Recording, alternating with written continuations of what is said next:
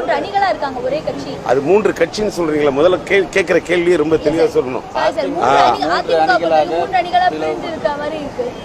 3 அணியா பிரிஞ்ச மாதிரி இருக்கு பாத்தீங்களா? கிடையாது. எப்ப வேணாலும் மேகம், அது மேகம் தரணும் இல்ல அந்தாண்ட போகும். எப்ப ஓப்பனா ஒண்ணு மேகத்துக்கு தான் தெரியும், வானத்துக்கு தான் தெரியும், படைச்சனுக்கு தான் தெரியும். அது மாதிரி தான் இதெல்லாம் ஒன்லி மாறி டெம்பரரி ஃபேக்டர். ஒரு கட்சியில இன்னைக்கு 3 அணி இல்ல, அது பிணி. ஏன்னு கேட்டா அதிமுக தமிழ்நாட்டில் ஒரு பலமான கட்சியா இருந்தது.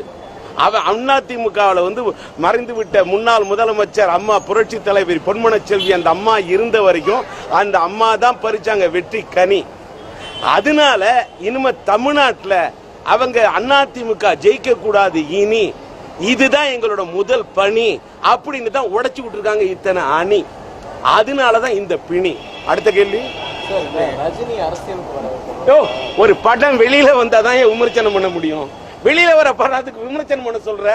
கல்யாணம் பண்ணி வச்சு புள்ளக்குட்டி கல்யாணம் பண்ணிக்கணும், தாலி கட்டணும், பொண்டாட்டியோட முதல்ல கல்யாணம், அடுத்தது சாந்தி கல்யாணம், அப்புறம் தான் புள்ள பிறக்கும்.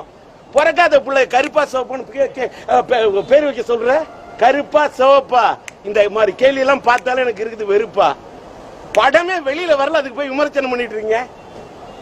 வேலை வெட்டி இல்லாதவன் என்ன சும்மா இருக்கிறவன் சொரிஞ்சுக்கிட்டு இருக்கிறவட்ட கேட்க வேண்டிய கேள்வி இது.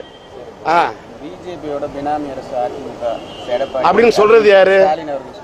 ஸ்டாலின் சொல்றது எல்லாமே நடக்குதா? 88 எம்எல்ஏ வச்சுட்டு அவரால் ஒண்ணுமே பண்ண முடியல. ஒரு பொம்பளைய விட்டா கூட மாவரைச்சிரும். அவரால் வந்து என்ன பண்ண முடியுது ஸ்டாலினால? நான் இன்னொன்னு கேட்கிறேன். அம்மா செப்டம்பர் மாசம் 22ஆம் தேதியிலிருந்து பிப்ரவரி மாசம் 5ஆம் தேதி வரைக்கும் பன்னீர்செல்வம் அவரு தான் தமிழ்நாட்டுக்கு இடைக்கால முதல்வரா இருந்தாரு. அவர் இருந்தப்ப அம்மாவுடைய இன்னைக்கு அந்த அம்மா இறந்துட்டாங்க. இறந்ததுக்கு விசாரணை கமிஷன் வைக்கணும்னார, சாவுல மர்மம் இருக்குன்னார, அதுக்கு இருப்பேன்னாரு உண்ணாவிரதம். என்ன ஆச்சு? விசாரணை கமிஷன் உண்ணாவிரதம் இருந்தாரு. மீடியால என்ன பண்ணீங்க? அதுக்கு என்ன பண்ணாரு எதிர்கட்சி தலைவர்? தமிழ்நாட்டில் எதிர்கட்சி தலைவர் என்ன பண்ணிக்கிட்டு இருக்காரு? சும்மா கட்டிக்கிறாரு வேட்டி, கொடுத்துக்கிட்டு இருக்காரு பேட்டி, பேசுறது எல்லாமே ஏட்டிக்கு போட்டி. என்ன பண்ணிட்டாரு எதிர்கட்சி தலைவர்?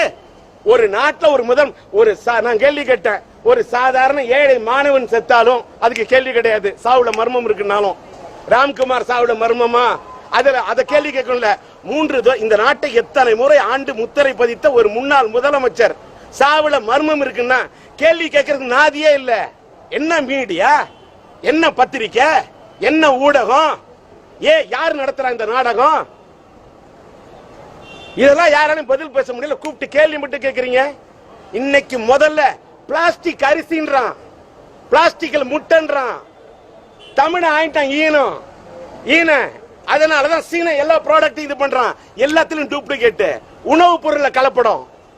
பிளாஸ்டிக் அரிசி, பிளாஸ்டிக்ல பால், பிளாஸ்டிக்ல முட்டை.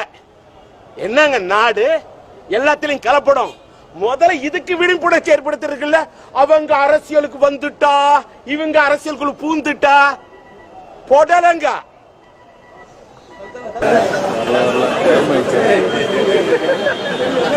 ஓரமா